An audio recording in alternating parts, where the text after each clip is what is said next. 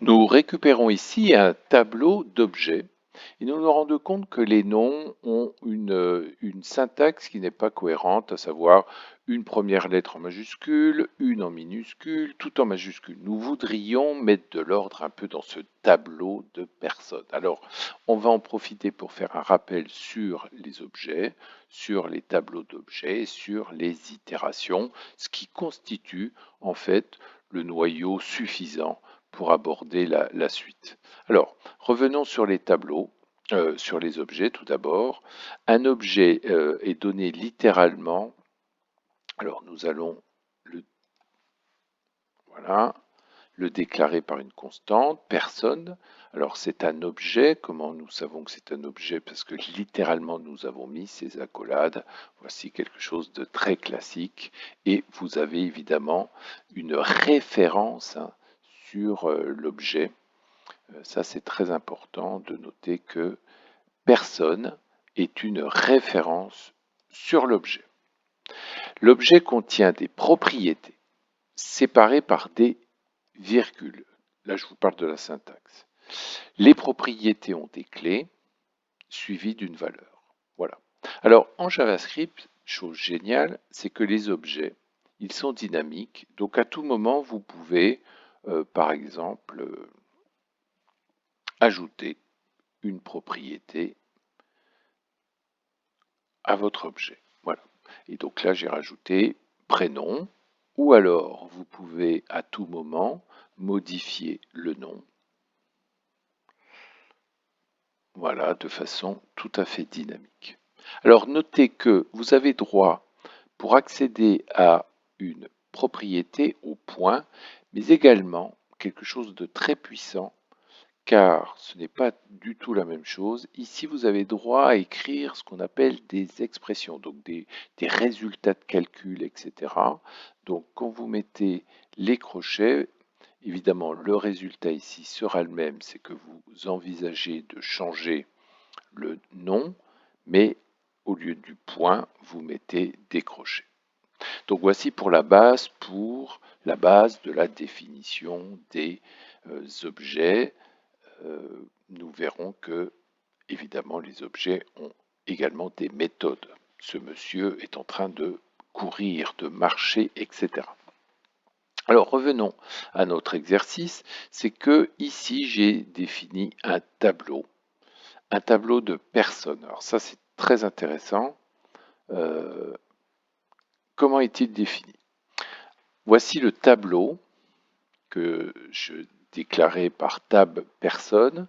En fait, c'est une référence vers un tableau. Comment je sais que c'est un tableau? Parce que là, je n'ai pas mis accolade, sinon c'était un objet. J'ai mis crochet. Voilà.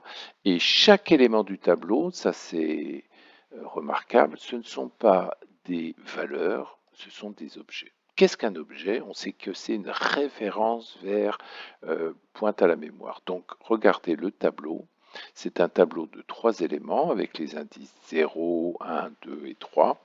Mais les éléments ne sont pas dans le tableau. Ici, ils sont schématisés par une référence vers quoi? Vers 1, 2 et 3 objets. Donc, de la même façon, nous pourrions accéder au premier élément du tableau en faisant tab, personne, crochet 0, ça serait le premier élément, et on peut lui dire que son nom, comme précédemment, c'est en fait Monsieur Toto.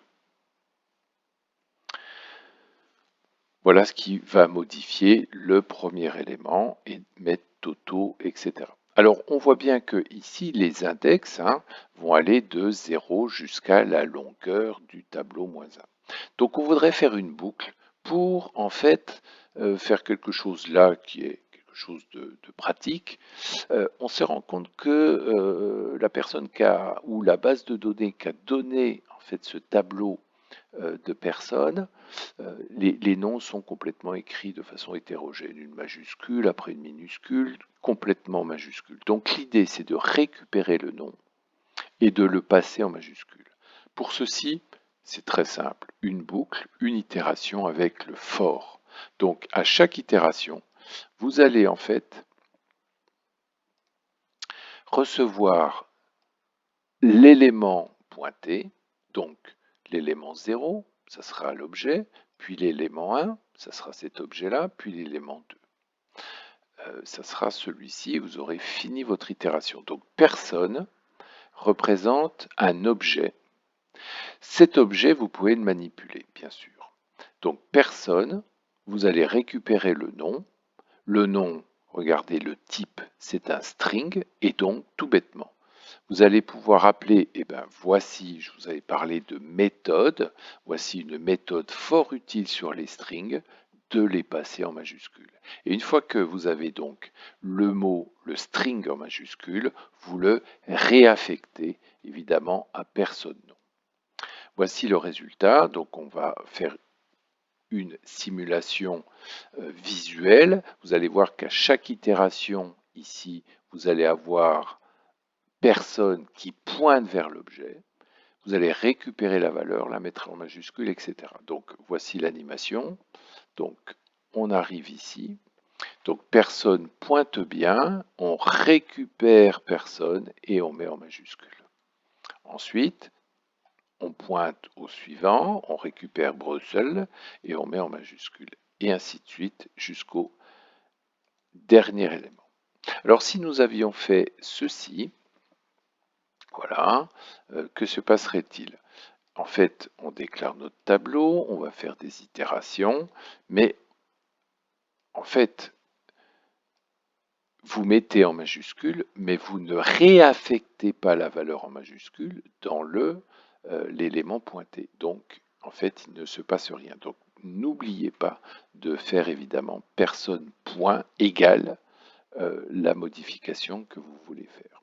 Bien sûr, pendant l'itération, vous pouvez faire quelque chose qui est différent. Vous pouvez calculer le salaire moyen, etc. et le rajouter de façon dynamique. Autre chose dont je voulais vous parler, parce que j'aime beaucoup cette écriture, c'est j'ai fait une vidéo sur la déstructuration. Regardez ici, personne. J'ai récupéré l'ensemble des éléments, donc je récupère entièrement la personne. Mais moi, ce qui m'intéresse ici, c'est uniquement le nom. La déstructuration permet d'aller chercher uniquement l'information qui vous plaît et donc habituez-vous à cette écriture, revoyez la vidéo explicative. En fait, je ne récupère de personne que le nom, ce qui me permet évidemment de regarder console log, d'avoir une écriture plus compacte. Là ici, je vais afficher par exemple Bruxelles, etc., etc. Mais attention, encore une fois, je n'ai pas modifié ici les éléments puisque je n'écrase pas les choses.